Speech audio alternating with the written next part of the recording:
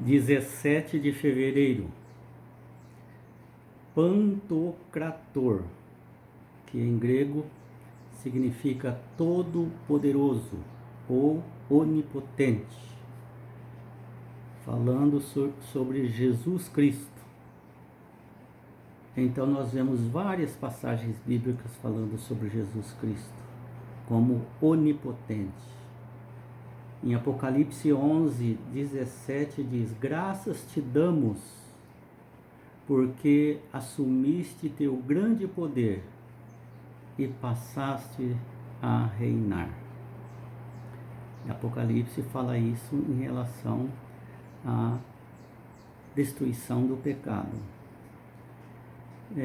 Jeremias 32, 17 a 20: tu és grande em poder e bondade, mas trará juízo à humanidade. Lucas 1,37: Maria ouve a voz de Deus dizendo: o poder do Altíssimo te envolverá com a sua sombra, e o ente que nascerá de ti será chamado Santo do Altíssimo. Mateus 19, 26: o que é impossível ao homem, para Deus é possível. Tudo é possível a Deus. E Hebreus 1,3: Jesus sustenta por sua palavra todas as coisas criadas pelo seu poder. Então não há dúvida de que Deus é todo-poderoso, ou Pantocrator, mas se manifesta, não fica só em palavras, ele se manifesta através de inumeráveis casos extraordinários escritos na Bíblia. E a Bíblia ensina que esse Todo-Poderoso não quer dizer que ele faz todas as coisas. Tem limite para o Todo-Poderoso fazer.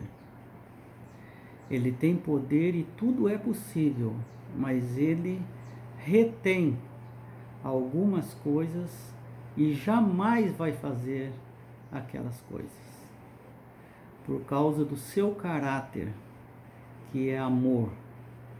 Então, nenhuma injustiça ele vai fazer, porque o seu caráter é justo.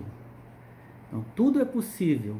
O limite está nas coisas erradas, nas coisas injustas. Então, aí ele não faz. Ele vai até o limite do seu caráter de amor e de misericórdia. Quer ver, 2 Timóteo 2,13 diz assim: de maneira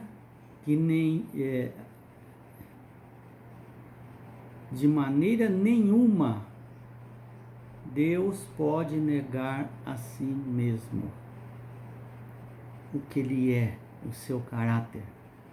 Então tem certas coisas que ele não vai fazer. Por exemplo, uma pessoa que não se arrepende, vira as costas para ele, não quer saber de perdão, ele não poderá levá-lo para morar nos céus. Então ele tem poder, mas ele tem as suas regras e respeita as suas regras, seu caráter. Outro exemplo é que ele não pode violar a liberdade dos seres criados. Por exemplo, Adão e Eva decidiram pecar. Ele de maneira alguma poderia impedir isso, porque foi o desejo deles. Ele é todo poderoso, mas tirar a liberdade do ser humano ou de qualquer ser criado, ele não fará jamais. Então ele é onipotente, mas ele não faz o que é contraditório a si mesmo,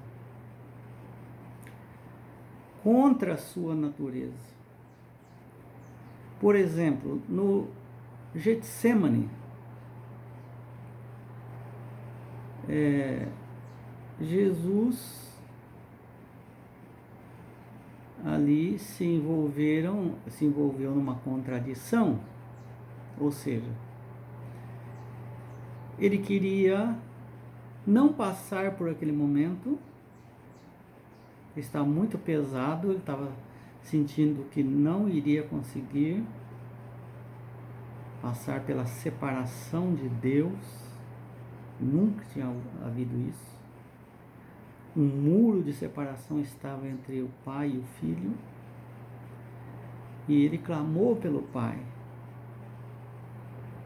Pai, por que me abandonaste? Me ajuda, né? Se possível, passe de mim esse cálice amargo, essa dificuldade que eu estou passando agora. Se possível. Ele sabe que para Deus nada é impossível. Ele mesmo tinha falado que para Deus nada é impossível. Por que ele fala, se possível, passe de mim esse cálice? Porque ele não quer que o próprio Deus entre em contradição com seu caráter. Então ele termina a oração em Mateus 26, 39.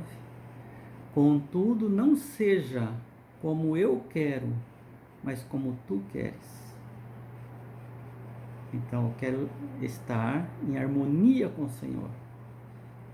Não quebre nenhuma regra, não estou pedindo isso. Mas se for possível, passe de mim esse cálice. E a resposta de Deus foi o silêncio. Não podia passar esse cálice. Porque se ele passasse o cálice, não poderia salvar a humanidade. E a misericórdia e a bondade iria entrar em contradição. Ele preferiu ficar em silêncio, responder não ao que Jesus havia pedido,